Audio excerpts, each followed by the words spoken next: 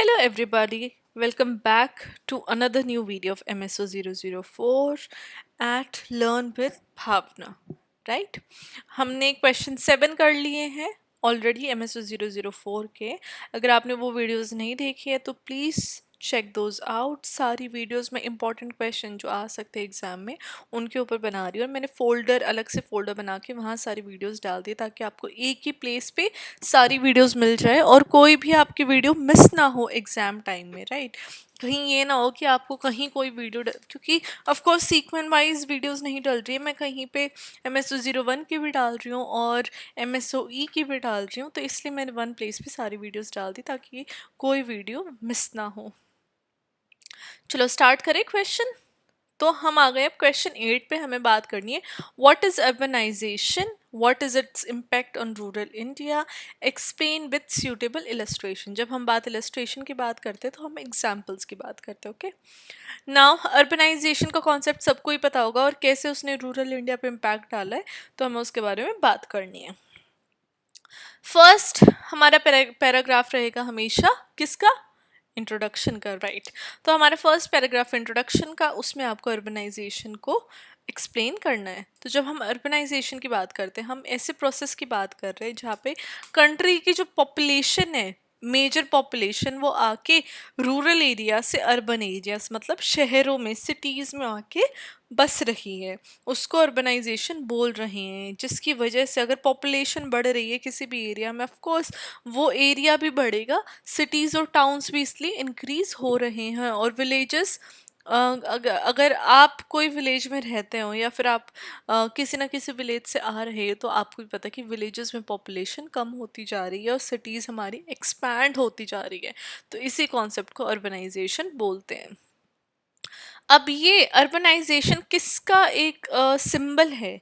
Urbanisation symbol है modernisation का। इसलिए जो अर्बन सिटीज़ में जो लोग रहते हैं उनको क्या बोलते हैं? अरे modern, yes we are modern, we live in cities, we live in urban places. तो उसको मॉडर्नाइजेशन और इंडस्ट्रियलाइजेशन के साथ कनेक्ट करके देखा जाता है। और अर्बनाइजेशन किस लिए हो रहा है? क्योंकि वहाँ पे इकोनॉमिक अपॉर्चुनिटीज़ हैं, एक अच्छा इंफ्रास्ट्रक्चर प्रोवाइड हो रहा है, एजुकेशन बहुत अच्छी है, हेल्थ केयर बेटर है, हेल्थ केयर फैसिलिटीज़ तो काफ़ी सारी फैसिलिटीज़ बेटर है, और उनको एक्सेस करने के लिए, लाइफ को बेटर बनाने के लिए लोग रूरल एरिया से अर्बन एरियाज़ में मूव होते हैं। इंडिया में अर्बनाइजेशन एक बहुत बड़ा फिनोमेना है जिसने अर्बन और रूरल दोनों एरियाज़ को बहुत ज़्यादा ट्रांसफॉर्म कर दिया है, जो कि अभी हम आगे अपने आंसर में डिस्कस भी करेंगे और एक्सप्लेन भी हो, राइट? नाउ अर्बनाइजेशन का इम्पैक्ट रूरल इंडिया में मल्टीपल वेज से हुआ है, चाहे वो इकोनॉमिकली हो, सोशली हो या फिर कल्चरली हो, जिसने कि बहुत अपॉर्चुनिटीज़ भी वो लेके आया है और चैलेंजेस भी लेके आया है, राइट? तो हम ये नहीं कह सकते कि अर्बनाइजेशन की वजह से सिर्फ पॉजिटिव पॉजिटिव हुआ है, वहाँ पे चैलेंजेस भी काफ़ी देखने को मिले हैं। फर्स्ट तो हमारा आ गया इकोनॉमिक इम्पैक्ट। अब एम्प्लॉयमेंट पैटर्न्स में बहुत ज़्यादा चेंज आ गया। पहले जो जॉब्स होती थी वो एग्रीकल्चरल बेस्ड जॉब्स होती थी, लेकिन जब से अर्बनाइजेशन स्टार्ट हुआ है, इंडस्ट्रियलाइजेशन स्टार्ट हुआ है, ग्लोबलाइजेशन हुआ है, उससे क्या हुआ है, रूरल एरिया से लोग शिफ्ट हो रहे हैं नॉन एग्रीकल्चरल सेक्टर्स में। और वो नॉन एग्रीकल्चरल सेक्टर्स कौन से हैं? वो अर्बन एरियाज में, जहाँ पे मैन्युफैक्चरिंग में जॉब बन गई है, सर्विसेज अब लोग अपनी प्रोवाइड कर रहे हैं, नॉलेज बेस्ड इकोनॉमी हो गई है, राइट? हमने पीछे प्रीवियस हमारे क्वेश्चन में बात की है knowledge based and information based society की। तो वो उनसे रिलेटेड जॉब्स आ गई है, कंस्ट्रक्शन रिलेटेड जॉब्स आ गई है अर्बन एरियाज में। तो इससे एक रूरल टू अर्बन माइग्रेशन देखने को मिली है। अगर आप यहाँ पे पुल और पुश फैक्टर लगाते हो तो हम देखते हैं कि रूरल से पुश फैक्टर हो रहा है। पुश मतलब कि किसी को पुश कर देना, धकेल देना, तो वो रूरल एरियाज में पुश फैक्टर देखने को मिल रहा है, पुश माइग्रेशन हो रही है। और अर्बन माइग्रेशन क्या है? पुल, जैसे मैग्नेट की तरफ खिंचाव होता है ना, तो उस तरीके से अर्बन एरियाज क्या कर रहे हैं, लोगों को अपनी तरफ खींच रहे हैं। तो उस रूरल से लोग अर्बन एरियाज में जा रहे हैं ताकि वो एक बेटर जॉब अपॉर्चुनिटीज़ अपने लिए देख पाएँ, राइट? बेटर जॉब अपॉर्चुनिटीज़ ढूंढ पाए और एक सोशल इकोनॉमिक ग्रोथ लोगों की हो। अब देखो इलस्ट्रेशन में एग्जांपल में हम बात कर लेते हैं। जो मेन सिटीज़ हैं जहाँ पे यूथ माइग्रेट होते हैं दैट इज़ मुंबई, दिल्ली या फिर बेंगलुरु, जहाँ पे आईटी सेक्टर का एक बहुत बड़ा बूम है। आईटी सेक्टर की जॉब्स, इंफॉर्मेशन टेक्नोलॉजी की जॉब्स जब निकलती हैं, और इससे रिलेटेड आजकल तो पढ़ाई भी इतनी ज़्यादा होने लग गई है कि IT IT IT is very much in fashion, in Vogue, right. तो इसलिए लोग रूरल एरियाज से अर्बन एरियाज जा रहे हैं, कंस्ट्रक्शन वर्क के लिए जा रहे हैं। लाइक कंस्ट्रक्शन में भी it's not like labour construction, but हाँ वो भी है, लेबर वाली जॉब्स के लिए भी अब लोग बिहार यूपी जो बैकवर्ड एरियाज हैं वहाँ पे उनको अच्छी वेजेस नहीं मिल रहे हैं एग्रीकल्चरल एरियाज में, तो वो इन वाली जॉब्स के लिए आ रहे हैं, रिटेल जॉब्स। और इससे क्या है, जो एग्रीकल्चर में जितने भी लेबर फोर्स थी वो विलेजेस में कम होती जा रही है और सारा शिफ्ट अर्बन एरियाज में आ रहा है।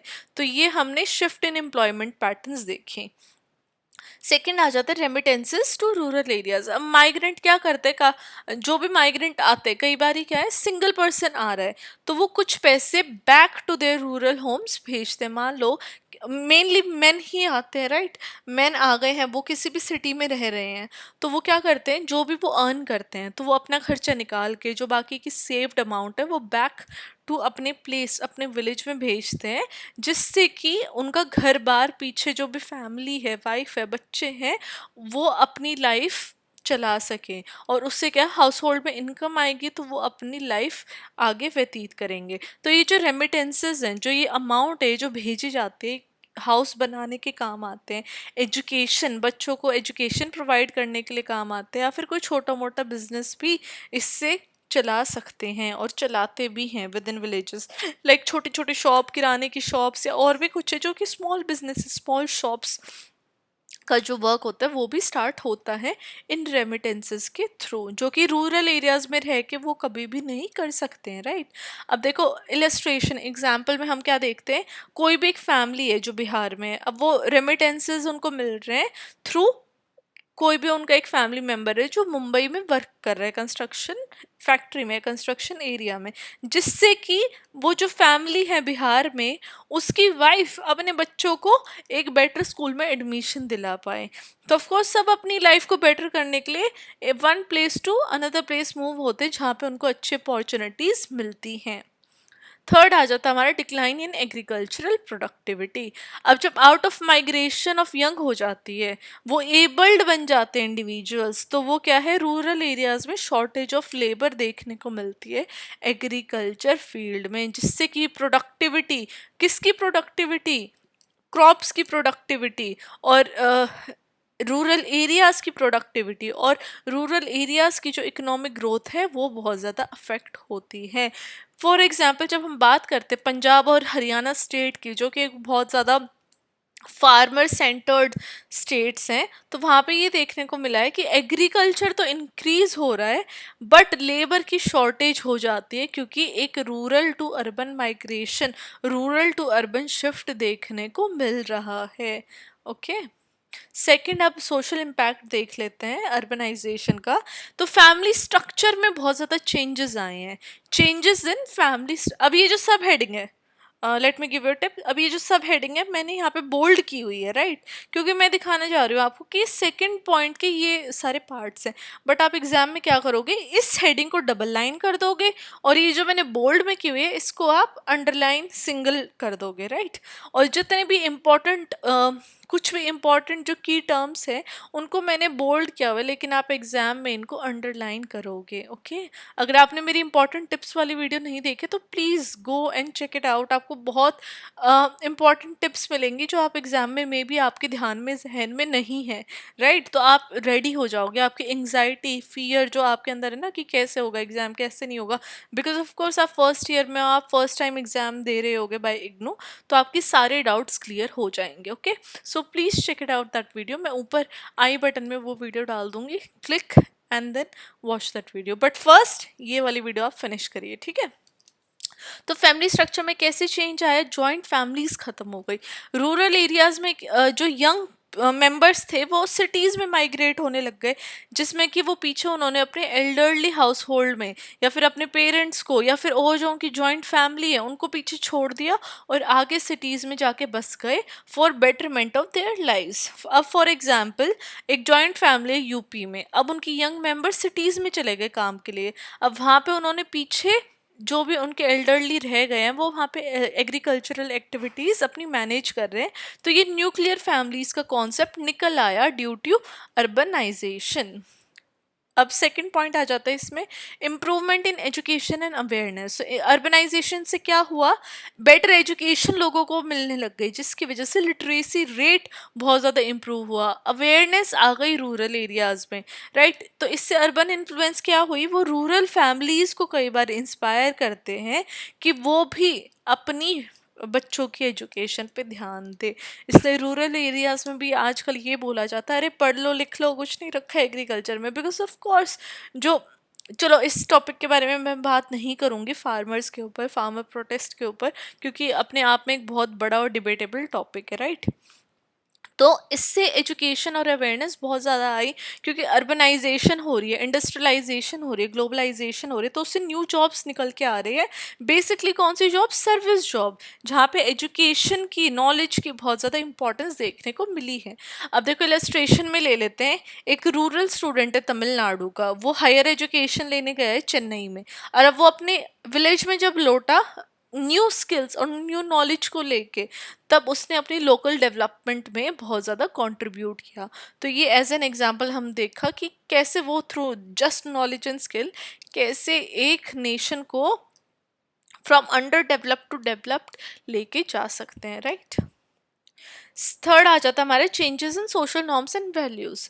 अब अर्बन लाइफस्टाइल से, अर्बन आइडियाज़ से बहुत ज़्यादा लोगों को जब एक्सपोजर मिल गया, तो ये देखने को मिला कि जो सोशल नॉर्म्स थे, जो रूल्स रेगुलेशंस थे, वो बहुत ज़्यादा चेंज होती दिखी इन रूरल एरियाज़। जो भी ट्रेडिशनल प्रैक्टिसेस थी, चाहे वो चाइल्ड मैरिज हो गई, कास्ट के बेसिस के ऊपर जितना भी डिस्क्रिमिनेशन होता था, या जेंडर के बेसिस पे जितना डिस्क्रिमिनेशन होता था, ये सारी चीज़ें ख़त्म होती हुई दिखी, राइट। नहीं तो जो अपकमिंग जो जनरेशन थी उनके बिहेवियर में काफ़ी चेंजेस देखने को मिले, पॉजिटिव चेंजेस को देखने को मिले।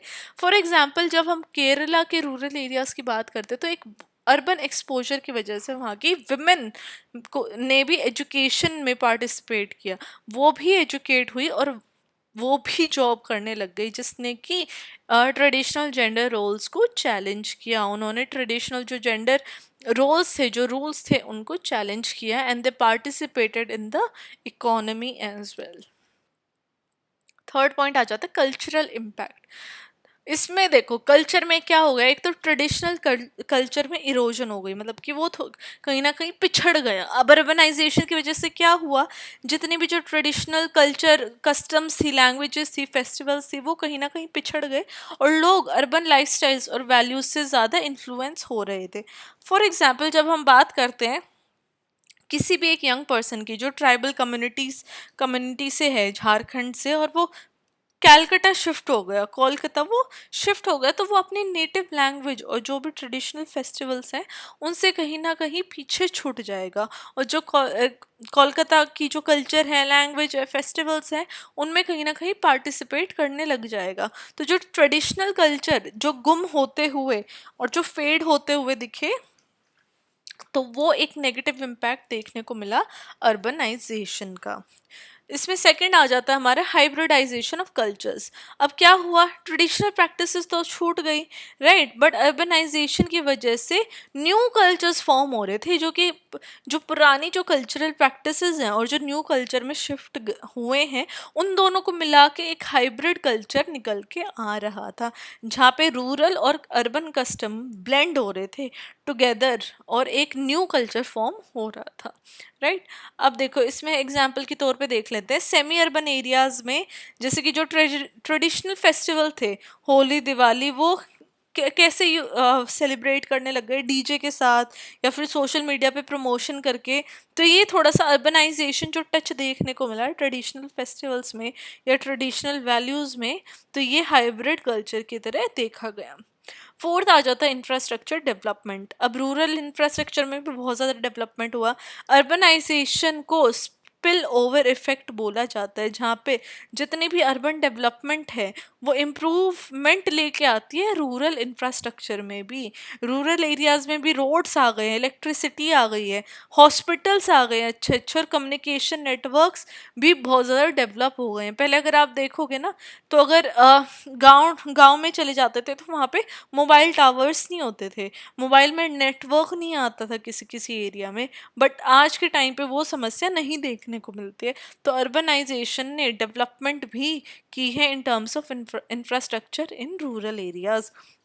फॉर एग्जाम्पल जब हम बात करते हैं ग्रोथ ऑफ सिटीज़, जैसे कि बैंगलोर हो गया, उसने अपने सराउंडिंग रूरल एरियाज़ को भी ट्रांसफॉर्म कर दिया है, जहाँ पे इंफ्रास्ट्रक्चर और सर्विसेज में इम्प्रूवमेंट देखी जा सकती है।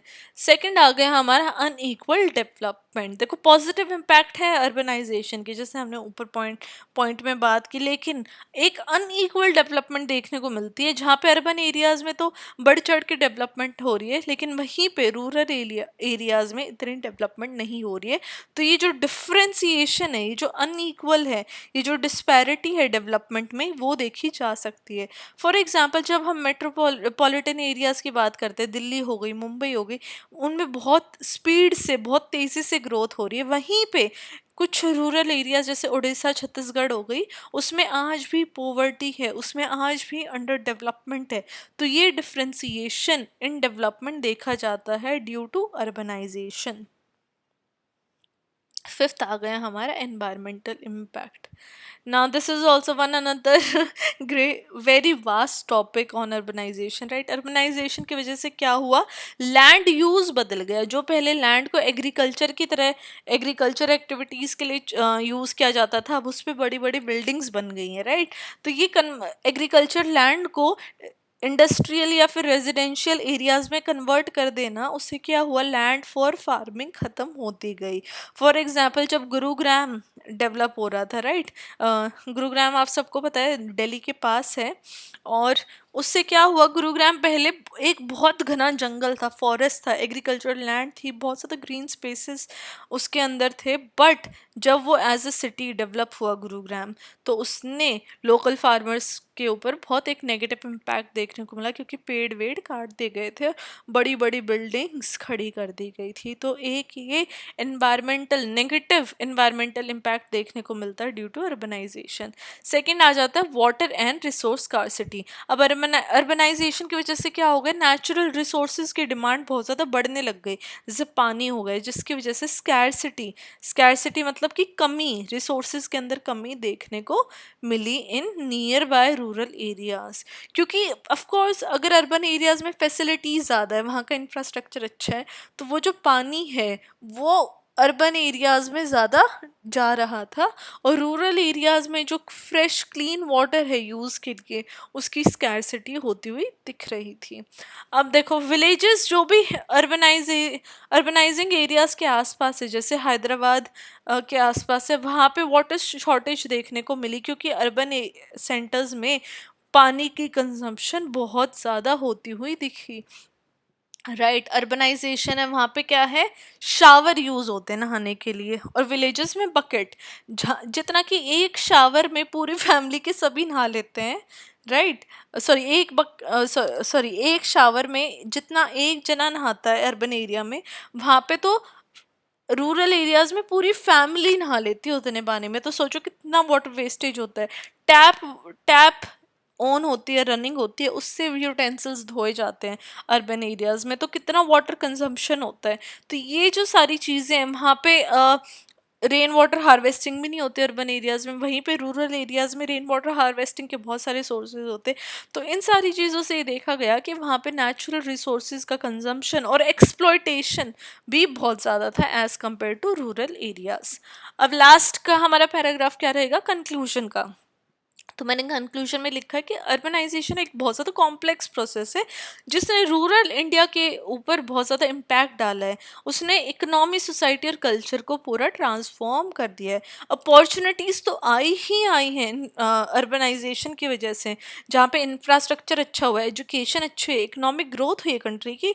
लेकिन वहीं पे काफ़ी सारे चैलेंजेस, काफ़ी सारी डिफ़िकल्टीज देखने को मिलती है, जहाँ पे कि कल्चर ख़राब हो गया है, जो ट्रेडिशनल कल्चर था वो ख़राब हो गया है और एक हाइब्रिड कल्चर निकल आया है। एनवायरमेंटल के ऊपर भी नेगेटिव इफेक्ट्स देखने को मिले हैं और एक सोशल इनइक्वालिटी हो गई है basis on urban areas and rural areas. तो हमें एक बैलेंस अप्रोच लानी पड़ेगी अर्बनाइजेशन की, जहाँ पे सस्टेनेबल डेवलपमेंट के ऊपर बात हो। बाय द वे, मैंने इसके ऊपर आंसर लिखा हुआ है सस्टेनेबल डेवलपमेंट के ऊपर, अगर आपने मेरी वो वीडियो नहीं देखे तो आप वो देखना प्लीज़। ठीक है, तो फोकस करते हैं सस्टेनेबल डेवलपमेंट के ऊपर और इंक्लूसिव ग्रोथ के ऊपर, जहाँ पे बोथ अर्बन और रूरल एरियाज के अंदर बेनिफिट आए। राइट, मतलब कि अगर अर्बनाइजेशन हो रही है तो उसका कोई नेगेटिव इम्पैक्ट ना हो रूरल एरियाज पे from this transformative process. Right, अब जब हम सोशोलॉजिकली अर्बनाइजेशन की बात करते हैं तो हम एक इंटरकनेक्टेडनेस देखते हैं रूरल और अर्बन स्पेसेस में, जो कि शेप कर रहे हैं इंडिया की डेवलपमेंट को। राइट, इंडिया में कैसे डेवलपमेंट हो रही है उसके बारे में हम बात करते हैं जब जब हम सोशोलॉजिकली अर्बनाइजेशन की बात करते हैं। तो ये था हमारा क्वेश्चन ऑन अर्बनाइजेशन और कैसे इम्पैक्ट हो रहा है रूरल एरियाज पे। आई होप आप लोगों को ये आंसर समझ में आया होगा। It is a very easy answer, easy question. अगर आता है सिर्फ अर्बनाइजेशन के ऊपर आता है शॉर्ट नोट में, तो भी आपके पास इनफ कंटेंट आपको मिल गया कि आप आंसर अटेम्प्ट कर पाओ।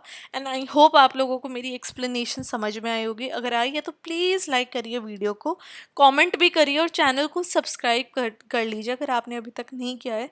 मुझे और भी ज़्यादा मोटिवेशन मिलेगी कि मैं आपके लिए अगली नेक्स्ट वीडियोस फटाफट लेके आऊँ with more better content. Okay, till then, study well, study hard. I will see you in my next video.